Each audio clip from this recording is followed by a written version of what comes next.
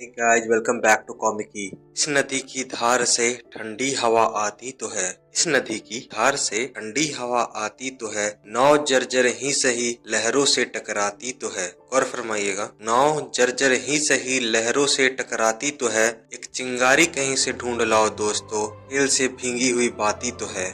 अगर आपको शेर अच्छा लगा तो ताली बजाइएगा। और इसी के साथ हम लोग स्टार्ट करते हैं आज का मांगा एक्सप्लेनेशन। आज का मांगा होने वाला है हमारा एक डिवाइन डॉक्टर नाम के खास मांगा पे। भाई ये मांगा इतना औसम है ना, मैं क्या बताऊं। ये स्टार्ट होता है हिस्ट्री का one of the greatest rebellion से, जहाँ चाइना में हुआ था, जहाँ पे लाखों लोग मरे थे। जरा सोचिए ऐसे समय में अगर एक न्यू आज के जमाने का मॉडर्न डॉक्टर अगर री हो जाता है तो वो क्या धमाल मचाएगा, और खास करके उसके जब सिस्टम की पावर मिली। तो चलिए बिना देर किए शुरू करते हैं। वो स्टार्ट होती है और हम देखते हैं जहाँ एक शांत जगह पे लड़ाई झगड़ा हो रहा होता है और दो लड़कियां चिल्ला रही होती है, बोली अरे रोको उसे, रोको वो उसे मार डालेगा। और फिर हम देखते हैं हमारे एमसी को, जिसका नाम राहुल है, और वो अपने ही बॉस को पंच मारता है। उसका बॉस जोर से जमीन पे गिर जाता है। वो बेचारा कर्रा रहा होता है दर्द के मारे। फिर हम पता चलता है कि आखिर वो ऐसा कर क्यों रहा था। उसका बॉस उसकी गर्लफ्रेंड को छेड़ रहा था, जिसके लिए राहुल इतना गुस्सा हो जाता है कि उसे बोलता है कि खबरदार अगर तुमने श्रेया को दोबारा छेड़ा तो। इसका बॉस बोल रहा होता है कि वो तुम्हारी नहीं मेरी गर्लफ्रेंड है, तुम बहुत गरीब हो।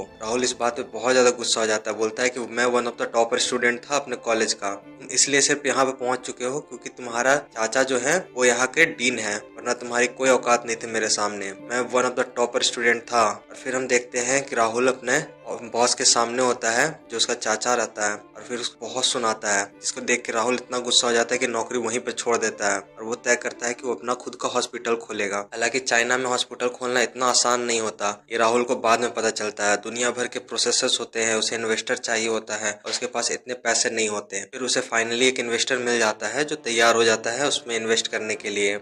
वो उससे बोलता है कि तुम अगर 50% अभी लगा दो, मैं 50% तुम्हें पैसा बाद में दे दूंगा। राहुल इस बात के लिए मान जाता है। इन्वेस्टर जो कि जेन्युइन था, उसने बहुत बड़े बड़े प्रोजेक्ट में इन्वेस्ट किए होते हैं। राहुल भी ये मान करके लोन पे पैसा लेकर पूरा पैसा अपना लगा देता है। और फिर देखते हैं कि राहुल एक बंद जगह पे ऐसे ही अकेले खड़ा रहता है, पूरी तरह से कंगाल हो चुका होता है क्योंकि उसने बहुत ज्यादा लोन ले लिया होता है। और उसे पता चलता है कि जो इन्वेस्टर जिस पर भरोसा करके इसने लोन लिया, वो हकीकत में उसी बॉस का आदमी होता है जिसे उसने पीटा था। फिर वो अपनी गर्लफ्रेंड पास जाता है और बोलता है कि मुझे बस तुम थोड़ा सा समय दो, मैं बहुत जल्दी सब कुछ ठीक कर दूंगा। उसकी गर्लफ्रेंड बोलती है यार देखो, हमें अलग हो जाना चाहिए, मेरी वजह से तुम्हें बहुत परेशानी हो रही है, आई नो। हमारा राहुल बोलता है नहीं तुम रुको तो सही, मैं मैनेज कर लूंगा। और ये हमारा राहुल जो होता है बहुत ज्यादा डिप्रेशन में चला जाता है। वो दिन रात शराब पीने लगता है। वो तो उसे समझ में नहीं आ रहा होता कि उसकी नौकरी छूट गई, उसकी गर्लफ्रेंड उसे छोड़ के चली गई, वो करे तो करे क्या।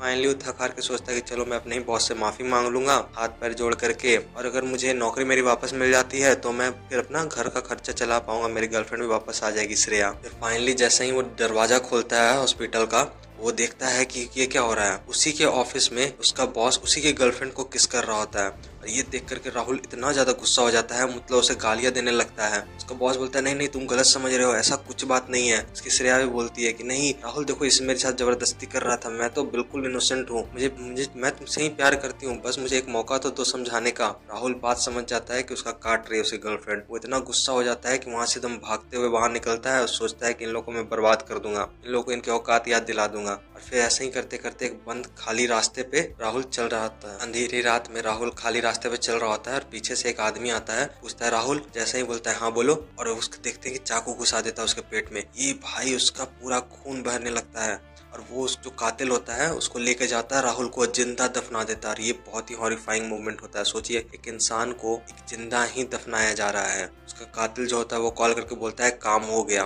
राहुल बोल रहा होता है कि आखिर मेरे साथ क्यों मेरे साथ ऐसा हो रहा है। इसलिए क्योंकि मुझे एक राज पता चल गया था। दरअसल इसका जो बॉस होता है वो शादीशुदा होता है, और सॉरी जो मैंने स्टार्टिंग बोला था ना कि उसका चाचा वहाँ का डीन है, नहीं उसका ससुर वहाँ का डीन होता है। और अगर उसके ससुर को ये बात पता चल गई कि उसका किसी और गर्लफ्रेंड के साथ अफेयर चल रहा है, उसको बर्बाद कर देगा। और इसी डर के मारे उसने उसका हत्या करवा दिया होता राहुल का, क्योंकि ना ये बात बाहर आएगी और ना ही किसी को पता चलेगा। राहुल बोल रहा था आखिर क्यों, मैंने ऐसा क्या किया था। मैंने तो बहुत सारे मुफ्त में लोगों की सेवाएं भी की थी, मुफ्त में इलाज किया था जिनको जरूरतमंदों का। आखिर भगवान आपने मेरे साथ ऐसा क्यों किया। देखते हैं कि एक पूरे स्पेस जैसी जगह में राहुल आ चुका होता है। उसे लगता है मैं मर गया, और मरने के बाद इंसान को ऐसा ही लगता है। फिर फाइनली उसके सामने सिस्टम विंडो अपीयर होता है। बोलता है ये क्या है? सिस्टम विंडो से पूछता है, सॉरी पहले सिस्टम विंडो से बोलता है मुझे माफ कर दो राहुल। और वो देखता है कि क्या मुझसे भगवान बात कर रहे हैं? तो सिस्टम विंडो से बोलता है देखो तुम्हारे पास 30 सेकंड है, मैं तुम्हें जिंदगी में वापस तो नहीं भेज सकता, पर मैं तुम्हें एक पूर्ण जन्म दे सकता हूँ। तुम बताओ क्या तुम एक चाहते हो? और टाइमर शुरू हो जाता है 3, 2, 1। राहुल बोलता है नहीं मैं चाहता हूँ, जल्दी मुझे पूर्ण जन्म दे दो। फिर उससे पूछा जाता है कि अच्छा बताओ तुम कैसी जगह पे जाना चाहते हो? क्या ऐसी जगह पे जहाँ 10 लोग हो कि तुम्हारे रोज, जहाँ पर 10 मरीज हो जिनका तुम इलाज करके पैसे कमा सको, या फिर ऐसे जहाँ पर 20 मरीज हो, या फिर ऐसे जहाँ पे अनगिनत मरीज हो? तो याद रखना राहुल, अगर तुम ऐसा चुनते हो रास्ता जहाँ पे अनगिनत मरीज हो, तो हो सकता है तुम बिल्कुल ही पैसे ना कमा पाओ। राहुल सोचता है कि मैंने अपने जीवन में पैसा तो बहुत कमाए थे, पर फिर भी मेरे साथ ये सब कुछ हो गया। वो चाहता है कि इस बार उसको बहुत ज्यादा इज्जत चाहिए। वो बोलता है कि क्या मुझे इस जिंदगी में इज्जत मिलेगी? वो बोलते हैं, भगवान बोलते हैं कि तुम्हें इतनी इज्जत मिलेगी जितनी भगवान को मिलती है। तो राहुल चुन लेता है कि ठीक है मुझे यही चाहिए जिंदगी, और वो फाइनली ऑप्शन को चुन लेता है। और फिर हम देखते हैं कि राहुल का पूर्ण जन्म शुरू हो जाता है। उसे जैसे ही स्टार्ट होता है, राहुल का पूरा एकदम दिमाग घूमने लगता है। उसे समझ में नहीं आ रहा था कि हो रहा क्या है उसके साथ। वो चिल्लाता है कि हे भगवान, मेरे साथ क्या हो रहा है? और फिर हम फाइनली देखते हैं कि राहुल का पूर्ण जन्म हो चुका होता है, और वो पूरी तरह से शौक में खुद को देख रहा होता है कि ये क्या हुआ मेरे साथ। देखते हैं कि राहुल का पूर्ण जन्म एक छोटे से बच्चे के रूप में हुआ था। एग्जैक्टली बहुत ज्यादा छोटा नहीं, 14 साल का बच्चे के रूप में हुआ था। और वो अपने बॉडी को देखता है जिसमें बहुत सारे घाव थे, बट वो घाव अपने आप ही हील हो जाते हैं पूरी तरीके से। और फिर वो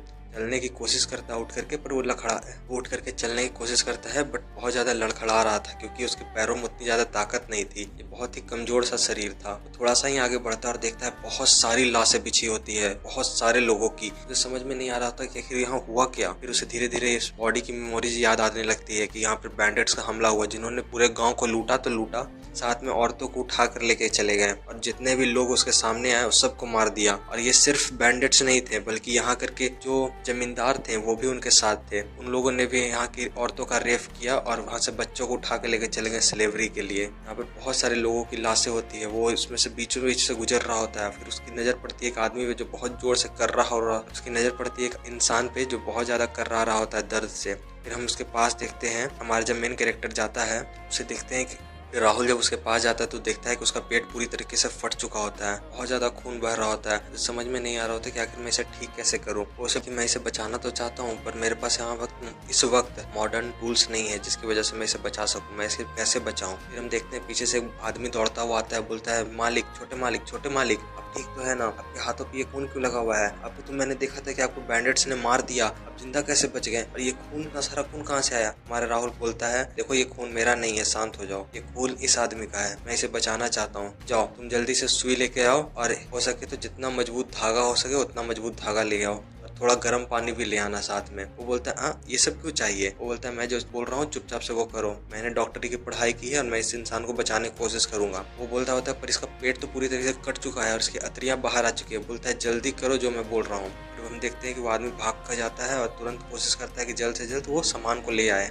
फिर हम देखते हैं कि राहुल कोशिश कर रहा होता है कि उस इंसान की जो बेसिक फर्स्ट एड हो सकता है वो कम से कम दे। उसके लिए उसके पेट के बीच में अपना हाथ डालता है और चेक करता है, अंदर हाथ डाल के कोशिश करता है कि वो चेक कर ले कि आखिर उसके अंदर से अतरिया कितनी कट चुकी है। वो अपना पूरा हाथ उसके शरीर के अंदर डाल देता है, पेट के अंदर, और देखता है कि उसकी बहुत सारी अतरियां कट चुकी है। अच्छी बात ये होती है कि उसकी जो महत्वपूर्ण अतरियां होती हैं वो बच चुकी होती हैं। अब भाई देखो इसमें महत्वपूर्ण क्या होता है, नहीं महत्वपूर्ण क्या होता है वो मुझे नहीं पता, बट हाँ यहाँ पर यही लिखा है जो इंपॉर्टेंट उसके बॉडी पार्ट्स होते हैं वो बच चुके होते हैं। हमारा राहुल बोलता है जल्दी करो तुम लोग सामान लेके आओ। फिर हम देखते हैं पीछे से उसका नौकर बड़ा सा गर्म पानी का जो होता है डिब्बा वो लेकर के आता है, और धागा और सुई लाता है। धागा सुई देख करके हमारा कैरेक्टर बहुत ज्यादा हैरान हो जाता है कि इतना बड़ा धागा, इससे तो बोड़े सिले जाते हैं। वो सोच रहा होता है कि आखिर मैं इसे किसी को बचा कैसे सकता हूँ, मैं आखिर एक इंसान को कैसे बचा सकता हूँ जब यहाँ पे बेसिक फर्स्ट एड फैसिलिटीज भी अवेलेबल नहीं है। फिर भी वो किसी तरह से कोशिश करता है। बोड़े सिलने वाली सुई और धागे से वो एक इंसान के पेट को सिलता है, फिर उसमें थोड़ा सा गर्म पानी डाल करके जितना हो सके खून को और वहाँ पर जितनी भी मतलब बैक्टीरियाज होती हैं उसे मारने की कोशिश करता है। और फिर उसके बाद देखते हैं कि फाइनली जैसा ही वो पूरा का पूरा मतलब स्ट्रेचिंग होने ही वाला था, सुई टूट जाता है बीच में। हमारी इरिटेट हो जाता है पूरा मेन कैरेक्टर की आखिर यहाँ क्या हो रहा है। फिर किसी तरीके से टूटे हुए सुई से ही पूरा का पूरा स्ट्रेचिंग कर देता है। बोलता है उफ, यहाँ पर कुछ ना कुछ तो गड़बड़ है यार, यहाँ पर आखिर मैं लोगों को बचाऊंगा कैसे अगर यहाँ पे जब बेसिक फैसिलिटीज ही अवेलेबल नहीं है। फिर हम देखते हैं कि राहत की बात होती है कि जिंदा बच चुका हो तो इंसान, उसकी बीवी पीछे से आती है, बोलती है कि तुम मुझे छोड़ के नहीं जा सकते, तुम्हारे अलावा जिंदगी में मेरा कोई नहीं है। वो हमारे मेन कैरेक्टर राहुल को बोलती है शुक्रिया, आप मेरे लिए बिल्कुल भगवान जैसे हैं कि आपने मेरे हस्बैंड को बचा लिया, आपको पता भी नहीं है वो कमीने बैंडेड जब मेरी बेटी को उठा के ले गए, हमारे सिर्फ जब वो कमीने बैंडेट्स हमारी बेटी को उठा के लेके जा रहे थे तब मेरा पति उसके सामने आ गया और उसी के बीच में उस बैंडेट ने मेरे पति का पेट काट दिया, लेकिन फिर भी मैंने किसी तरह अपनी बेटी को बचा लिया था। मुझे तो समझ में नहीं आ रहा था कि अगर मैं अपने पति के मरने के बाद अपनी बेटी को आगे कितनी दिन तक बचा पाती, लेकिन अब मुझे लगता है कि मेरी बेटी और मैं दोनों ही जिंदा बच जाएंगे। आप बिल्कुल भगवान का दूसरा रूप है जो यहाँ आए। हमारा मेन कैरेक्टर एक एक करके वहाँ पर बहुत सारे लोगों की मदद करता है और फिर बहुत ज्यादा जब शाम हो जाती है तब वो देखता है कि जब जितने ज्यादा हो सके थे तो उसने लोग बचा लिए और फिर वो वहाँ से निकल जाता है। जब हमारा मेन कैरेक्टर अपने नौकर के साथ जा ही रहा होता है, हमारा नौकर जो है बहुत ज्यादा हैरानी से पूछता है, राहुल सर, छोटे मालिक राहुल, आखिर आपने ऐसा कैसे किया, आपने इतने सारे लोगों की जान कैसे बचा ली जिसे बचाया ही नहीं जा सकता था। कंट्री साइड के डॉक्टर भी जो यहाँ पर डिवाइन डॉक्टर के नाम से जाने जाते हैं वो सब भी यहाँ आ जाते तो भी वो उसे नहीं बचा सकते थे, आखिर आपने कैसे बचा लिया। मैंने देखा है बड़े बड़े राजाओं के जब ऐसे पेट कट जाते हैं तब भी उसके जो डॉक्टर होते हैं वो भी उन्हें नहीं बचा पाते हैं। हमारा राहुल बोल रहा था कि अरे वो तो मैंने एक जगह पे देखा था कि एक जड़ी बूटी वाले बाबा ऐसा कर रहे हैं तो जान बच जाती है, तो उनसे मैंने सीख लिया था ये कला। और हमारा मेन कैरेक्टर तय करता है कि आखिर इस दुनिया में इतनी ज्यादा लड़ाइयाँ चल रही हैं, मैं जितने ज्यादा हो सके उतने लोगों को बचाऊंगा। खैर अब वीडियो को ज्यादा लंबा नहीं खींचते हैं। मुझे लगता है कि मैंने अपनी तरफ से पूरी कोशिश की इसे सिंपल से सिंपल वे में एक्सप्लेन करने की। तो हंगामा खड़ा करना मकसद नहीं मेरा, हंगामा खड़ा करना मकसद नहीं मेरा, मेरी कोशिश है सूरत बदलनी चाहिए, मेरे दिल में ना सही तेरे दिल में सही, आग जरूरी है आग जलनी चाहिए। शुक्रिया आप लोगों ने अगर मुझे यहाँ तक सुना, थैंक यू सो मच। कॉमिकी को सब्सक्राइब करें।